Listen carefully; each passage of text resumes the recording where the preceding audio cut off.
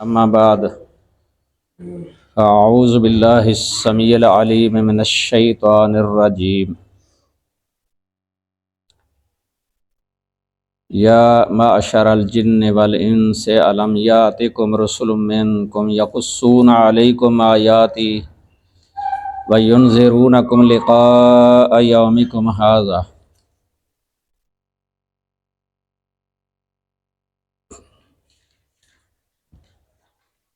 یہ سورۃ الانعام کی 130 نمبر آیت کریمہ ہے آج، اور اس سے بعد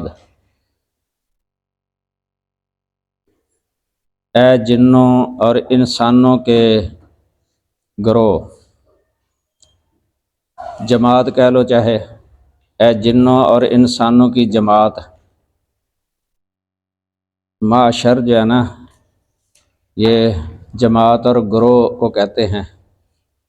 عشرت سے یہ لفظ ہے، عشرت معاشرت جس طرح ہوتا ہے، معاشرتی علوم جیسے استعمال ہوتا ہے لفظ۔ معاشرہ مصدر ہے با مفعلہ کا، اسے اسم مصدر ہے عشرت۔ تو معاشر یہ جماعت کے معنی میں ہے، کیونکہ جن جو ہے نا آپس میں یہ معاشرتی جو ان کی زندگی ہوتی ہے، رہن سہن اکٹھا ہی ہوتا ہے نا۔ اسی طرح انسانوں کا رہن سہن یہ اکٹھا ہوتا ہے، اجتماعیت والی زندگی گزارتے ہیں، تو اس لیے ان کو یہ معاشر لفظ بول دیا جاتا ہے۔ معاشر اس کی جمع آتی ہے، یا ایک نوع کے جو لوگ ہوتے ہیں، ایک نوع کے، ان کو بھی کہہ دیا جاتا ہے۔ جس طرح معاشر الانبیاء نہیں لفظ بولتے، انبیاء چونکہ نبوت ایک ہی نوع ہے نبوت، جیسے نبوت میں جو شریک ہے وہ انبیاء کی جماعت، انبیاء کا گروہ۔ جس طرح عورتیں ہیں ان کو بھی کہہ دیتے ہیں یا معاشر النساء، وہاں پھر عورتیں ہی مراد ہوں گی، عورتوں کی جماعت۔ جس طرح نوجوان ہے مثلا، یا معاشر الشباب من استطاع منکم الباء فلیتزوج۔ جس طرح یہود ہے مثلا، ان کو کہا یا معاشر الیہود۔ اس طرح ایک نوع کے آگے نا، اس کے اندر ایک نوع کے، چاہے اچھے ہوں یا برے ہوں۔ یہاں یہ جن ایک نوع ہے، انس ایک نوع ہے، اس کے مقابلے میں تو معاشر کا لفظ استعمال ہو گیا ہے۔ اے جنوں کی جماعت، جنوں اور انسانوں کی جماعت۔ یہ اللہ تعالیٰ قیامت والے دن پوچھے گا جنوں اور انسانوں سے، الم یاتکم رسل منکم، کیا تمہارے پاس تم میں سے کوئی رسول نہیں آئے؟ رسول جو ہے نا، رسول کی جمع ہے، رسول نہیں آئے۔ یقصون علیکم آیاتی، جو تم پر میری آیات بیان کرتے ہوں۔ قصہ یقصو کا معنی بیان کرنا، ویسے قصہ یقصو کا معنی کاٹنا ہوتا ہے اصل لغت کے اندر۔ قص الشوارب نہیں جیسے آتا ہے مونچھوں کو کاٹنا، یا قص الشواربہ مونچھوں کو کاٹو۔ قص جو پرندے کے پر کو کاٹ دیتے ہیں، اس کے لیے وہ لفظ استعمال ہوتا ہے قص۔ تو یہ یہاں جو ہے نا وہ بیان کرنا مراد ہے اس جگہ پر۔ یہ قصہ لفظ یہاں مشہور ہے، قصہ۔ تو وَيُنذِرُونَكُمْ لِقَاءَ يَوْمِكُمْ هَٰذَا، اور تمہیں اس دن کی ملاقات سے ڈراتے ہوں۔ یہ حاضہ کا معنی ہے اس دن کی ملاقات سے ڈراتے ہوں۔ حاضہ سے مراد وہ قیامت کا دن ہی ہے، قیامت کے دن سے ڈرانا مراد ہے۔ قیامت کے دن کے، قیامت والے دن اللہ تعالیٰ کے سامنے پیش ہونا ہے، حساب و کتاب دینا ہے۔ اس طرح یہ رسل جو ہے نا وہ ڈرایا کرتے تھے۔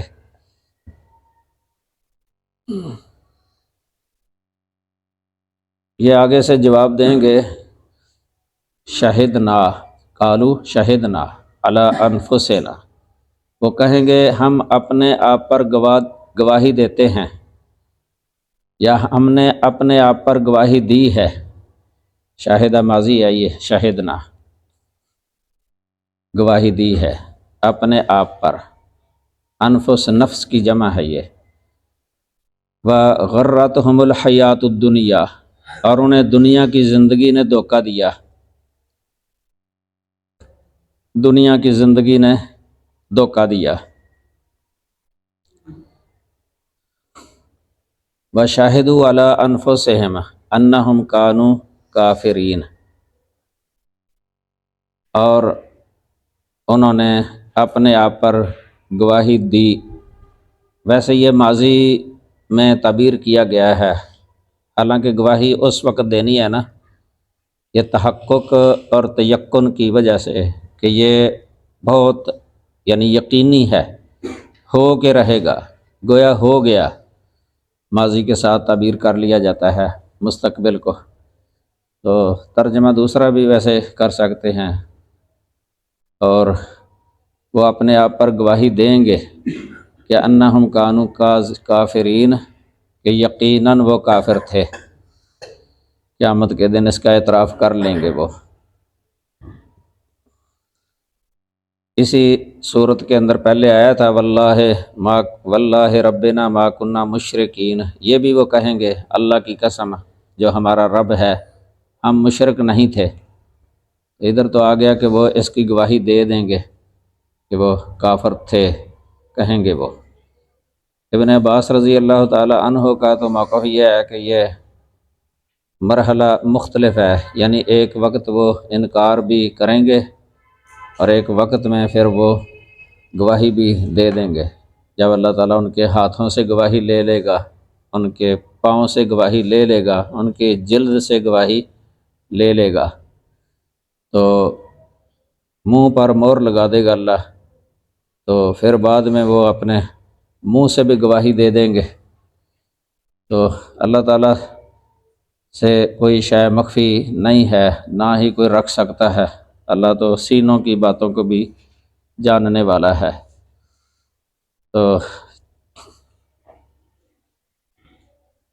یہ رسول لفظ جو ہے نا، ویسے اس پر اہل علم عام ہیں اکثر کہ جنوں میں کوئی نبی نہیں، یعنی جنوں میں سے کوئی نبی، اس کا ثبوت نہیں ہے۔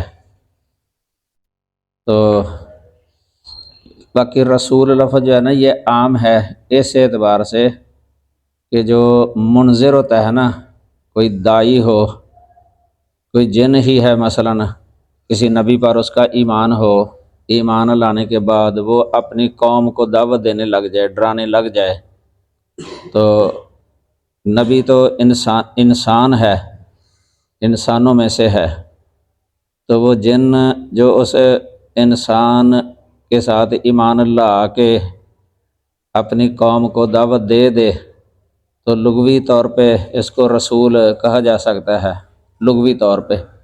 جتنا پہلے میں نے ایک دن بتایا تھا آپ کو، رسول کا معنی قاصد ہوتا ہے، یعنی کسی کا پیغام لے کے جانے والا، اس لیے رسول کا فارسی میں ترجمہ پیغام بر کرتے ہیں، پیغام بر یعنی پیغام لے جانے والا، پیغام اٹھا کے لے کے جانے والا، حامل الرسالہ یعنی اس معنی میں ہے۔ تو یہ وہ اصطلاحی جو نبوت کے ساتھ متصف رسول ہوتا ہے نا، وہ پھر معنی مراد نہیں ہوگا اس سے۔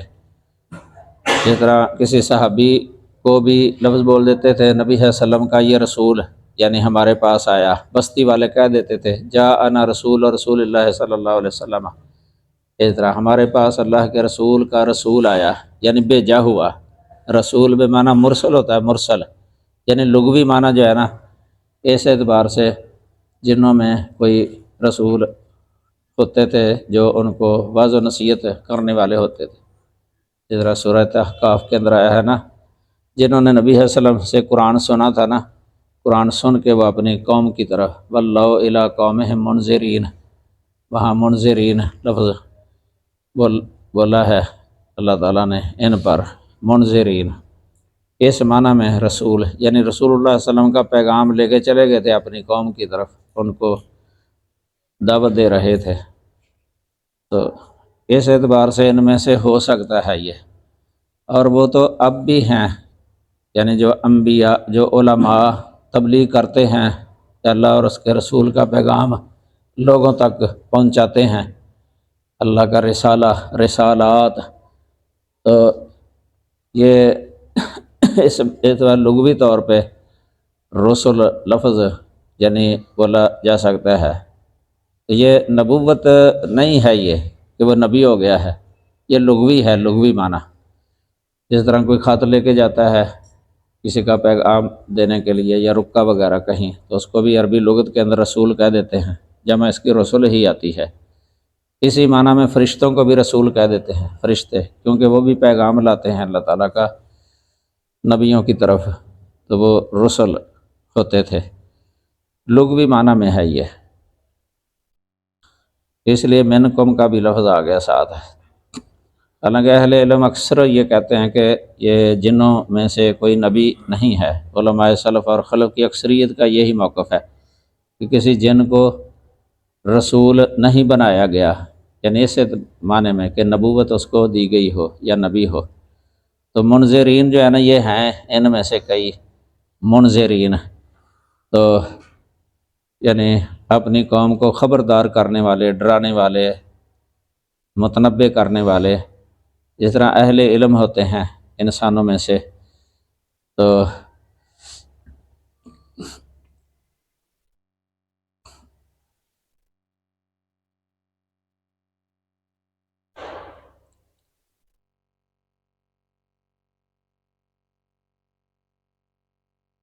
ادھر شاہ عبد القادر کا قول لکھا ہوا ہے، وہی جو پہلے میں نے بتایا نا، اسی کے مطابق ہے یہ کہ اول کافر اپنے کفر کا انکار کریں گے، یعنی پہلے کافر جو ہے نا شروع میں اپنے کفر کا انکار کریں گے، وہی واللہ ربنا ما کنا مشرکین، پھر حق تعالیٰ تدبیر سے ان کو قائل کرے گا، حق تعالیٰ تدبیر سے ان کو قائل کرے گا۔ یہ مضمون جو ہے نا سورۃ الانعام پہلے 23 نمبر آیت اور 27 نمبر آیت تا 30 نمبر آیت، یعنی پہلے گزر گیا۔ سورۃ حامیم السجدہ کی 20 اور 21 نمبر آیت، سورہ یاسین کی 65 نمبر آیت کریمہ، اس میں یہ گزر گیا ہے۔ ویسے صحیح بخاری کے اندر جو عبداللہ بن عباس سے سوال ہوا تھا نا اس طرح کی بعض آیات کے بارے میں، انہوں نے تو یہ بتایا تھا ایک وقت جو ہے نا وہ انکار کریں گے، پھر ایک دفعہ دوسرے وقت میں اقرار کریں گے، اس کا بھی یہی مطلب ہے کہ پہلے انکار کریں گے، پھر اللہ تعالیٰ ان سے اقرار کروا لے گا۔ تو ذالک علم یکر ربک مہلک القری بالظلم، یہ اس لیے کہ بے شک آپ کا رب کبھی بستیوں کو کسی ظلم کی وجہ سے ہلاک کرنے والا نہیں ہے۔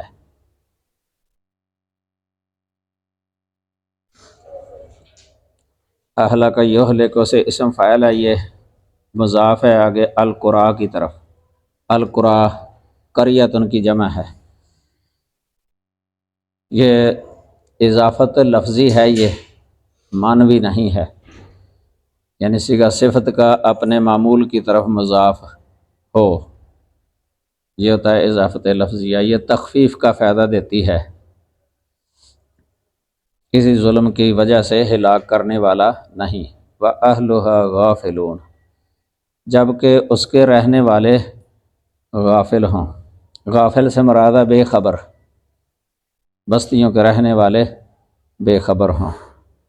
اس کا مطلب یہ ہے کہ اللہ تعالیٰ حجت ختم کر دیتا ہے رسول بھیج کے، پیغام بھیج کے، یا رسول کا کوئی نائب جو ہے نا وہ پہنچ جائے، مثلا کوئی مبلغ پہنچ جائے، حجت قائم ہو جائے، حجت قائم ہونے کے بعد اگر نہ مانے پھر اللہ تعالیٰ کا عذاب کے وہ مستحق ہو جاتے ہیں۔ یہ یعنی اللہ تعالیٰ پہلے حقیقت حال سے آگاہ کر دیتا ہے، جس طرح سورۃ بنی اسرائیل میں ہے نا، ما کننا معذبین حتی نبعث رسولا، اس میں بھی یہی بیان ہے کہ ہم اس وقت تک عذاب دینے والے نہیں ہیں جب تک ہم کوئی رسول نہ بھیج دیں، متنبع نہ کر دیں، حجت قائم نہ کر دیں، حجت قائم کرنے کے بعد پھر اللہ تعالیٰ عذاب دے دیتا ہے۔ پہلی بستیوں والوں پر عموماً عذاب آ جاتا تھا حجت قائم کرنے کے بعد، قرآن مجید سے ہی پتہ چلتا ہے۔ پہلے انبیاء اور ان کی قوموں کا ذکر ہے تو ساتھ عذابوں کا بھی ذکر ہے دنیا کے اندر۔ اس امت کے اندر جو ہے نا یہ جزوی طور پہ عذاب آتے رہتے ہیں ویسے، انہم یفتنون فی کل عام مرتن او مرتین، یعنی یہ ہر سال جو ہے نا ایک یا دو بار عذاب کے اندر مبتلا کیے جاتے ہیں۔ جس طرح کافر ملکوں کے اندر اکثر آپ اخبارات پڑھتے ہیں، میڈیا آج کل عام ہے، ان میں طوفانی عذاب جو ہے نا آتے رہتے ہیں ہر سال ہی، امریکہ کے اندر بھی، یورپ کے اندر بھی، جاپان کے اندر بھی بڑے بڑے زلزلے، کبھی تو بڑی بڑی تباہی ہو جاتی ہے، آندھی آ جاتی ہے۔ یہ قرآن کی اس آیت میں اشارہ اسی طرف ہے۔ تو لیکن اس طرح کا عذاب کہ سارے ہی ختم ہو جائیں، یہ نہیں ہے اس امت کے اندر۔ امت کی بھی ویسے دو قسمیں ہیں، ایک امت دعوت ہوتی ہے اور ایک امت الاجابہ ہوتی ہے۔ امت دعوت، امت اجابت۔ امت دعوت جب لفظ بولا جائے نا تو یہ سارے ہی آ جاتے ہیں اس امت کے اندر، کافر اور مسلمان سب آ جاتے ہیں، یہود و نصارہ وغیرہ۔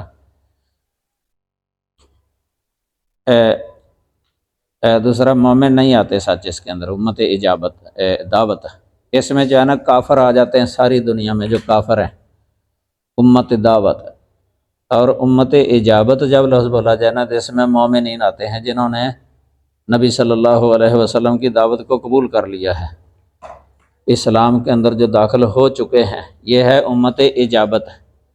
اور امت دعوت ہے کہ جن کو دعوت دی جاتی ہے، آگے دو ہی صورتیں ہیں، یا تو وہ قبول کر لیں گے یا قبول نہیں کریں گے۔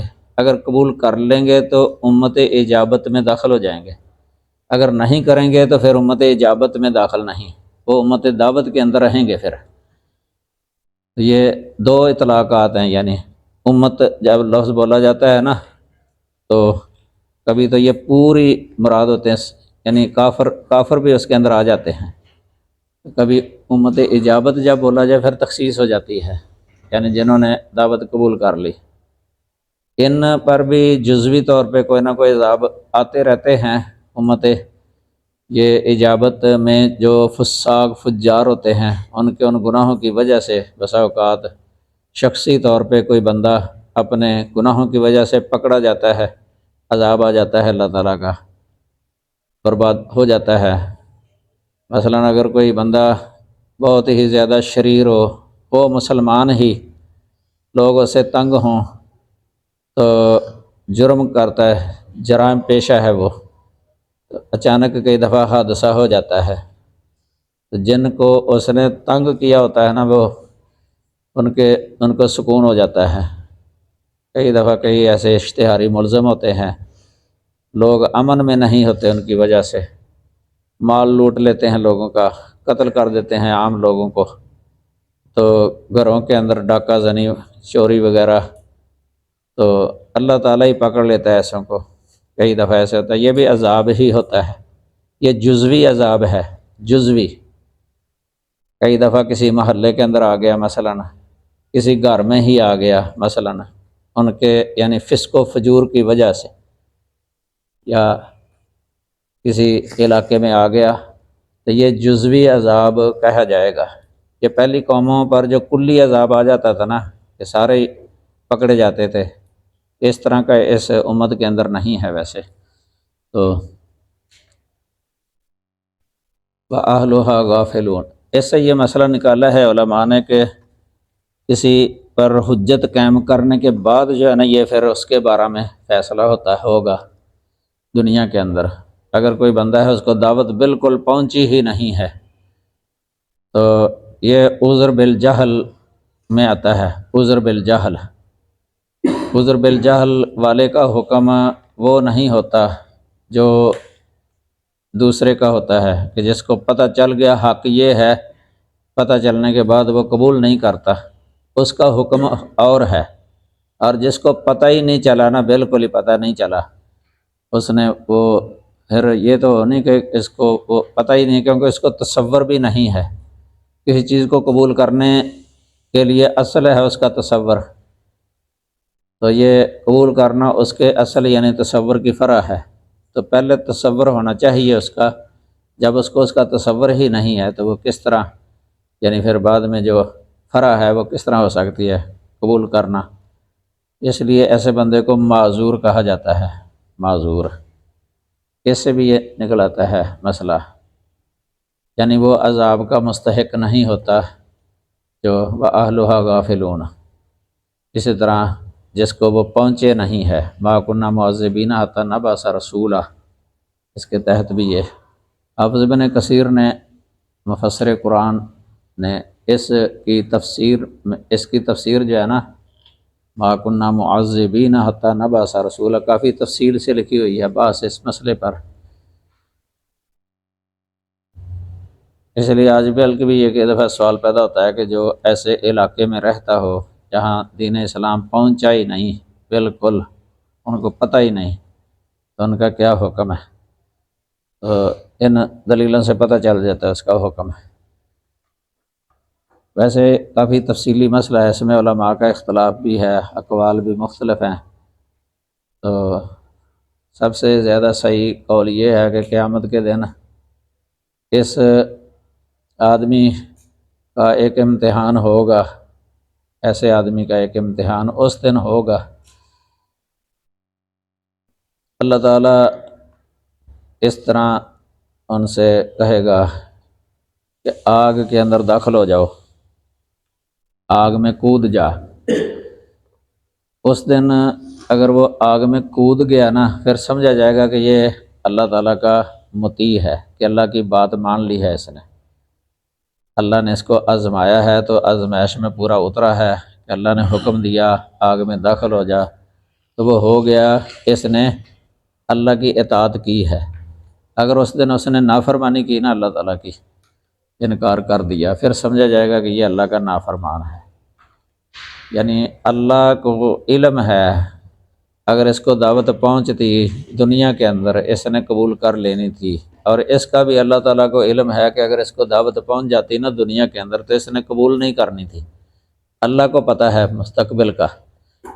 اب وہ شخص جس کے بارے میں اللہ کو علم ہے نا کہ یہ اس نے دعوت قبول کر لینی تھی، اگر اس کو پہنچ جاتی دعوت دنیا کے اندر، وہی اس دن اللہ کی اطاعت کر لے گا۔ اور جس کے بارے میں اللہ کو علم ہے نا کہ اس نے دعوت نہیں قبول کرنی تھی، اگر پہنچ بھی جاتی اس نے ماننی نہیں تھی، تو وہ اس دن بھی نافرمانی کرے گا، قیامت کے دن بھی۔ پھر وہ جو آگ میں داخل ہوگا تو آگ اس کو کچھ بھی نہیں کہے گی، پھر اس کو نکال لیا جائے گا، جنت میں داخل کیا جائے گا۔ اور دوسرا جو ویسے ہی نافرمانی کرے گا نا اس دن اللہ کی، داخل نہیں ہوگا، اس کو آگ میں داخل کیا جائے گا۔ یہ بعض محققین علماء کا یہ قول ہے اس کے مطابق۔ اس میں یہ بھی آ جاتا ہے، اور چھوٹے بچے جو فوت ہو جاتے ہیں، یہ بھی یہ جو قائلین ہیں اس کے، وہ اس کا بھی ذکر کرتے ہیں، چھوٹے جو بچے کافروں کے فوت ہو جاتے ہیں۔ اور اسی طرح یہ جو عقل جس کی خراب ہو چکی ہوتی ہے، اس کو کوئی سمجھ نہیں ہوتی عقل کی خرابی کی وجہ سے، اس کا بھی یہ ہے۔ اس کے بارے میں کوئی حدیثیں بھی ہیں، شیخ البانی صاحب نے سلسلہ صحیحہ کے اندر ذکر کی ہیں، تفسیر ابن کثیر میں بھی لکھی ہوئی ہیں روایتیں۔ تو وَلِكُلٍّ دَرَجَاتٌ مِّمَّا عَمِلُوا، اور ہر ایک کے لیے درجات مختلف درجے ہیں، مما عملوا ان اعمال کی وجہ سے جو انہوں نے کیے۔ یہ من جو ہے نا، یہ تعلیل کے لیے ہے، علت کا معنی دینے کے لیے۔ جس طرح سببیہ ہوتا ہے نا، سبب کا معنی دینا، وجہ کا معنی دینا، علت کا معنی دینا، اس معنی میں ہے یہ من تعلیلیہ۔ اس لیے علت والا معنی کیا ہے، ان کے اعمال کی وجہ سے۔ جتنا بے نہیں آ جاتا، بما عملو، بما عملو، اس کی جگہ پر ہے مما عاملو، یہ سببیہ ہے۔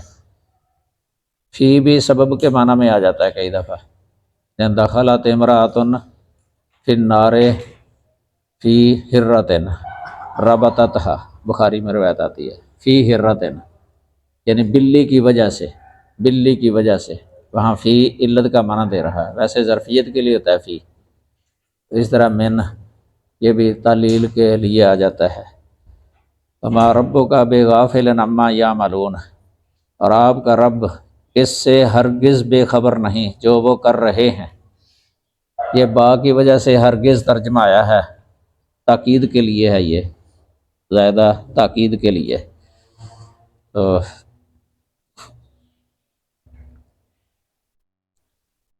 یہ لکلن جو لفظ ہے نا، لکلن، اس میں انسان اور جن دونوں آ گئے ہیں۔ ایسے پتہ چلتا ہے کہ جنات کے اندر بھی نیک جن بھی ہوتے ہیں، ان کے لیے بھی کئی درجے ہیں، مختلف درجے ان کے عملوں کی وجہ سے۔ اس طرح جو بدکار ہیں، برے لوگ، ان کے بھی درجے ہیں، سب برابر نہیں ہیں۔ کہ درجات سے مراد اچھے درجے اور برے درجے دونوں ہیں، درجات، کیونکہ یہ کفر میں سب برابر نہیں ہوتے، اس طرح فسق و فجور میں سب برابر نہیں ہوتے، کئی زیادہ شدید ہوتے ہیں، کئی اس حد تک پہنچ جاتے ہیں جو ائمۃ الکفر ہی ہو جاتے ہیں۔ یہ جو کفر کے بڑے سردار ہوتے ہیں نا، جو قیادت کرتے ہیں کفر کی اور کفر کا دفاع کرتے ہیں، اس دفاع کے اندر پھر اہل اسلام کے ساتھ دشمنی کرنا، ان کے ساتھ لڑائی کرنا، یہ اس حد تک پہنچ جاتے ہیں، بغض رکھنا، پھر اس سے بھی بڑھ کر کئی دہریت جو ہے، الہاد، اللہ تعالیٰ کا انکار ہی کر دینا، ویسے ہی۔ تو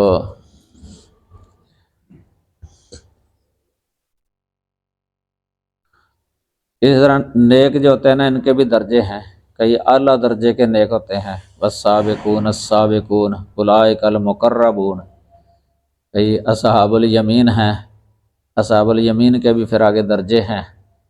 اس طرح قیامت کے دن جو ہے نا، یہ درجات مختلف اس دن ظاہر ہو جائیں گے۔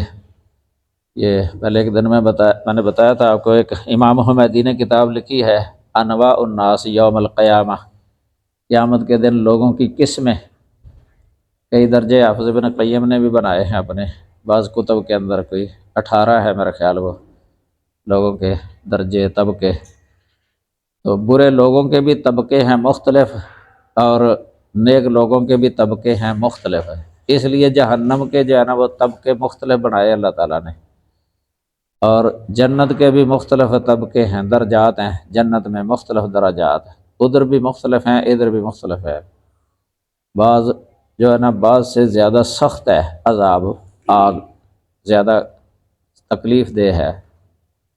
تو جنت کے اندر اس طرح بعض اوپر والے جو ہے نا وہ اعلیٰ ہیں، نیچے والے وہ کم درجے ہیں ان سے، لیکن جہنم اس کے برعکس ہے، جو سب سے اوپر ہے وہ ہلکا ہے، اور جو سب سے نیچے ہے وہ شدید ہے۔ اس طرح منافقین کے بارے میں ان المنافقین فی الدرک الاسفل من النار، یہ اسفل کا لفظ آ گیا ہے۔ تو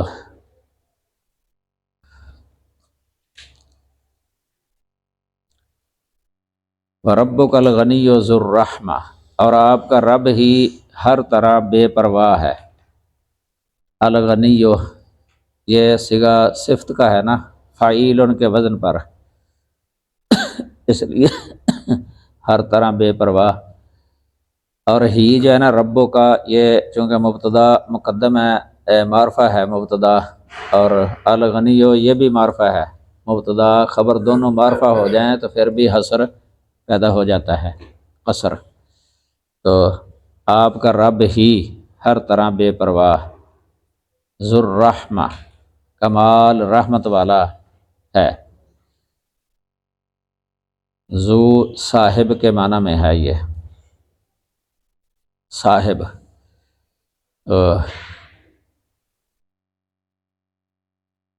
کمال رحمت والا۔ ان یشاء یذہبکم، اگر وہ چاہے تو تمہیں لے جائے، اذهب یذهب یہ متعدی بن جاتا ہے نا، ذهب یذهب لازم ہوتا ہے، حمزہ داخل کر دینا باب افعال والا حمزہ قطعی لازم مجرد پر، تو یہ حمزہ تادیہ کا ہوتا ہے، یعنی متعدی کا معنی دے دیتا ہے۔ ایک طریقہ دوسرا بھی ہے کہ مفعول پر با آ جائے، یہاں ذہب اللہ بنورہم، وہاں متعدی ہو گیا ہے ذہب اللہ بنورہم۔ تو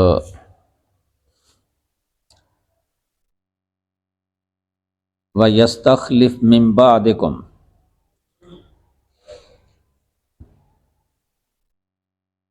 اور تمہارے بعد وہ جانشین بنا دے، استخلف یستخلف خلیفہ بنانا، جانشین بنانا، من بعدکم تمہارے بعد، یعنی تمہیں ختم کر کے تمہارے بعد جانشین بنا دے، تمہارا جانشین بنا دے، ما یشاء جسے چاہے، جسے چاہے، کما انشأکم من ذریۃ قوم آخرین، جس طرح اس نے تمہیں کچھ اور لوگوں کی اولاد سے پیدا کیا ہے، جس طرح اس نے تم کو پیدا کیا ہے، من ذریۃ قوم آخرین، کچھ دوسرے لوگوں کی اولاد سے،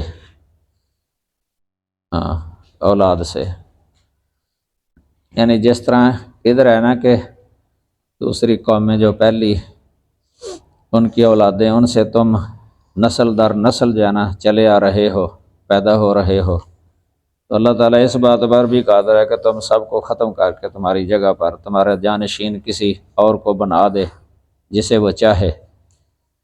تو یہ اللہ تعالیٰ چونکہ علی کل شیء قدیر ہے نا، ہر شے پر کمال قدرت رکھنے والا ہے اللہ تعالیٰ، اس کی قدرت حاوی ہے، یعنی جنوں اور انسانوں کو، صرف جنوں اور انسانوں کو ہی پیدا کرنے پر حاوی نہیں ہے، بلکہ ان کو ختم کر کے ان کی جگہ پر کوئی اور مخلوق لے آئے وہ کر سکتا ہے اللہ تعالیٰ، یعنی تیسری مخلوق کو بھی لا سکتا ہے ان دونوں کو ختم کر کے۔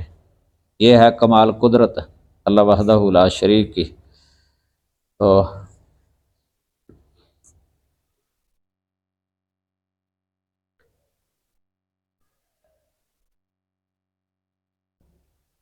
جیسا کہ اللہ تعالیٰ کا یہ فرمانے کل یملک من اللہ من یملک من اللہ ان اراد ان یہلک المسیح ابن مریم و امہ و من فی الارض جمیعا، یہ نصارہ کا رد کرنے کے لیے اللہ تعالیٰ نے فرمایا ہے، کیونکہ نصارہ نے عیسیٰ اور مریم کو اللہ کے ساتھ الہ مقرر کر لیا، اللہ کی صفات ان میں سمجھتے تھے، تو اللہ تعالیٰ نے اپنی قدرت اس طریقے سے ان کو خبردار کیا ہے کہ اللہ تعالیٰ تو وہ اس بات پر قادر ہے کہ عیسیٰ کو ہلاک کر دے اور مریم کو ہلاک کر دے اور سارے زمین والوں کو ہلاک کر دے، ختم کر دے، تو اس سے کوئی چھڑا نہیں سکتا، تو کسی کے پاس اختیار نہیں ہے کہ وہ چھڑا سکے۔ تو یہ ہے اللہ جس کا تم شریک بنا رہے ہو، ان کو وہ الہ کیسے ہو سکتے ہیں جنہیں اللہ تعالیٰ یعنی ہلاک کر دے، وہ الہ کیسے ہو سکتا ہے؟ اس لیے پوری زمین کے اندر کوئی بھی الہ نہیں ہے اللہ تعالیٰ کے ساتھ، کیونکہ اللہ تعالیٰ تو ساری زمین والوں کو ہلاک کرنے پر قادر ہے، کمال قدرت رکھتا ہے جب چاہے۔ تو یہ ہے اللہ کا کمال، اس لیے الوہیت والی صفت صرف اللہ تعالیٰ کے ساتھ خاص ہے، وحدانیت والی صفت، اس میں کوئی بھی شریک نہیں ہے اللہ تعالیٰ کا، نہ کوئی فرشتہ، نہ کوئی انس، نہ جن، کوئی بھی۔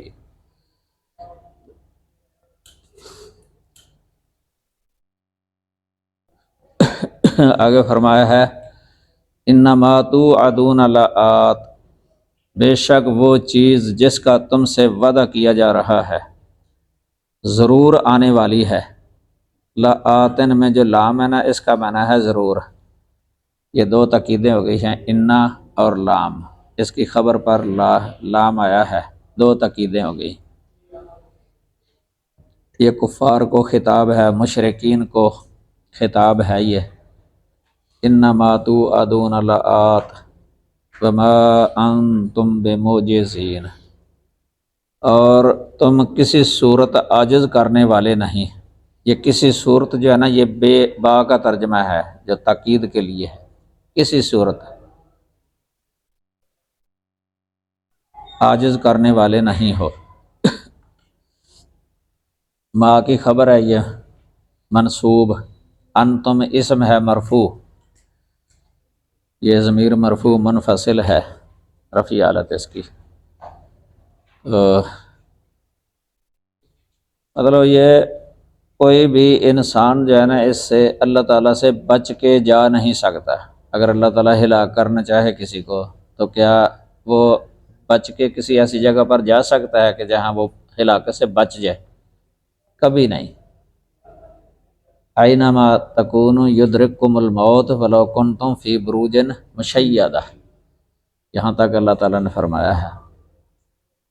تو اللہ سے کوئی چھوٹ نہیں سکتا، بالکل نہ اللہ کو کوئی عاجز کر سکتا ہے۔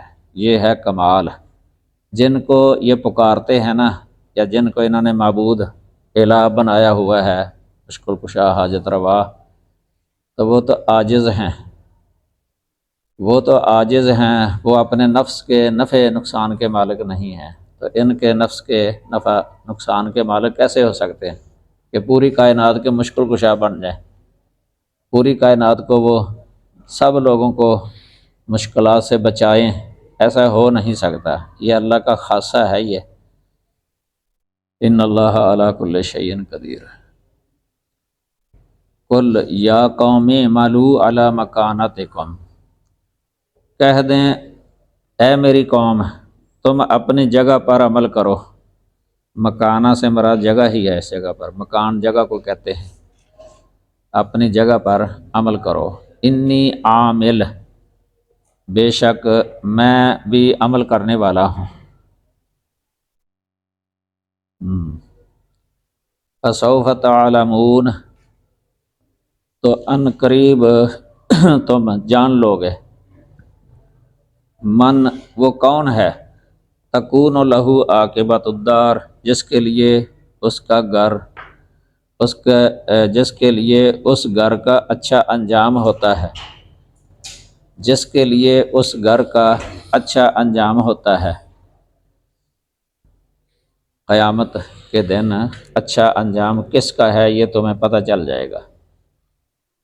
یہ امر جو ہے نا اعملوا والا، یہ رخصت والا امر نہیں ہے، اور نہ ہی وجوب والا ہے، اور نہ ہی استحباب والا ہے۔ جیسے اصول فقہ کی کتابوں میں امر کی قسمیں لکھی ہوتی ہے نا، الامر اصل تو وجوب کے لیے ہوتا ہے نا، الامر المطلق للوجوب، یہاں یہ نہیں ہے، نہ ہی استحباب کے لیے ہے، نہ ہی اباحت کے لیے ہے، بلکہ یہ ڈانٹنے کے لیے ہے، زجر و توبیخ کے لیے ہے، یہ دھمکی دینے کے لیے ہے کسی کو۔ سمجھ لگی نا؟ جیسے کوئی کسی کو کہہ دیتا ہے نا، اچھا جو کچھ تم کر رہے ہو کرتے رہو، ان قریب تمہارا علاج کر لیں گے۔ باپ کئی دفعہ اپنے بیٹے کو کہتے کر لے اور کر لے، یہ مطلب اتنی بھی انہوں اجازت دے رہا ہے کہ کر جڑا برا کام، یہ دھمکی لا رہا انہوں، یہ ہوندا اصل چ مطلب۔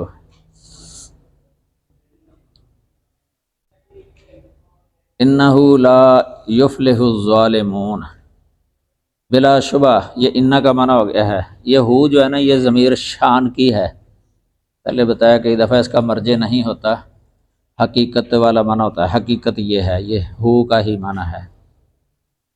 یا ہم نحو کی کتابوں میں لکھ دیتے ہیں، اگر مذکر کے لیے تو شان ترجمہ کرتے ہیں، بے شک شان یہ ہے۔ اگر مؤنث کی ہو تو قصہ کہہ دیتے ہیں کہ قصہ یہ ہے۔ یہ پرانی اصطلاح ہے، اب ہمارے اس دور کا جو اردو ہے نا، اس میں یہ نہیں چلتی، اس لیے حقیقت جو ہے نا، یہ چاہے مذکر کے لیے ہو چاہے مؤنث کے لیے، یہ اچھا ہے، یعنی فصیح اردو ہے۔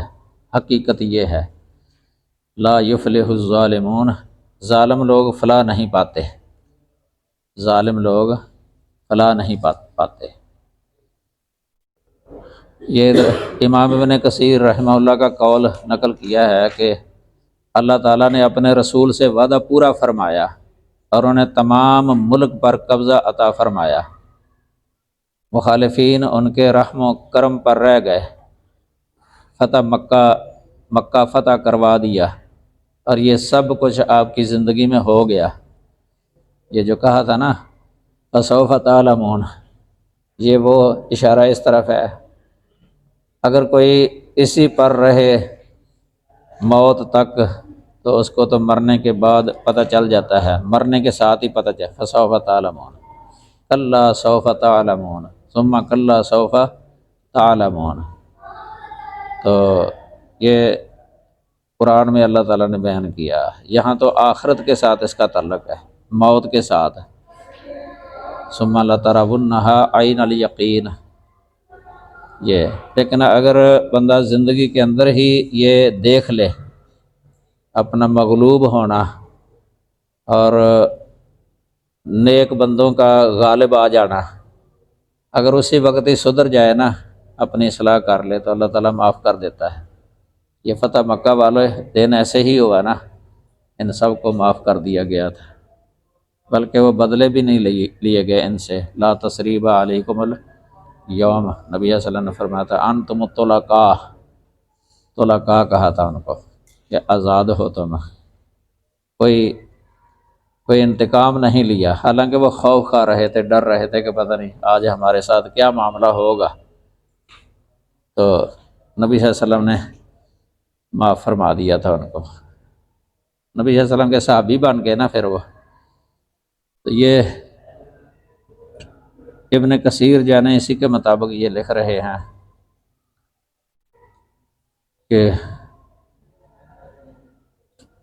سب کچھ آپ کی زندگی میں ہو گیا، پھر آپ کی وفات کے بعد مشرق سے مغرب تک ملک فتح ہو گئے، خلافت راشدہ بڑھتی گئی، ابو بکر صدیق کے دور میں شروع ہوئی، پھر حضرت عمر کے دور میں، پھر عثمان رضی اللہ تعالیٰ عنہ ان کے دور میں وسیع ہو گئی، ادھر مشرق میں چین تک فتح ہو گیا علاقے، اور مغرب میں افریقہ، اقصی افریقہ، مراکش آخری ہے نا مغرب کا دارالحکومہ، مغرب کی طرف وہ بھی فتح ہو گیا تھا۔ کتنے ملک ہیں یہ افریقہ کے اندر، یہ افریقہ شمالی تو زیادہ تر یہ فتح ہو گئے تھے، اس میں مصر بھی آ جاتا ہے، جزائر آ جاتا ہے، تیونس آ جاتا ہے، سوڈان، تو اس طرح حبشہ، یا آخر جو ہے نا یہ موریتانیہ، پھر مغرب، سارے ممالک جو ہے نا فتح ہو گئے تھے۔ یہ اس وقت تو ان کو کسی کو پتہ ہی نہیں تھا کہ اب آگے امریکہ بھی ہے، کیونکہ اس وقت تو امریکہ خالی جگہ تھی بالکل ہی، کوئی ایک شخص بھی وہاں نہیں رہتا تھا۔ بر اعظم امریکہ جو ہے یہ تو بعد میں جو ہے نا آباد ہوا ہے، کئی سو سال بعد، تو ان کے حساب سے یہ تھا کہ مشرق تک جو ہے نا یہ فتح ہو گیا ہے، ادھر ہے دوسرا مغرب تک، ادھر مشرق تک، چین مشرق کی طرف سارا یہ ہندوستان، چین، تو یہ بڑا یعنی خشکی سارا ہی تقریباً جو ہے نا یہ، اور ادھر شمال کی طرف جو ہے نا یہ شام کے علاقے، ترکی، یورپ تک پہنچ گئے آگے صحابہ کرام، تو اتنا علاقہ جو ہے نا یہ فتح ہو گیا تھا۔ آخرت میں اس سے بھی کہیں بڑھ کر اچھا انجام ہوگا، یہ حافظ ابن کثیر کہتے ہیں۔ تو آگے فرمایا ہے انہ لا یفلح الظالمون۔ چلو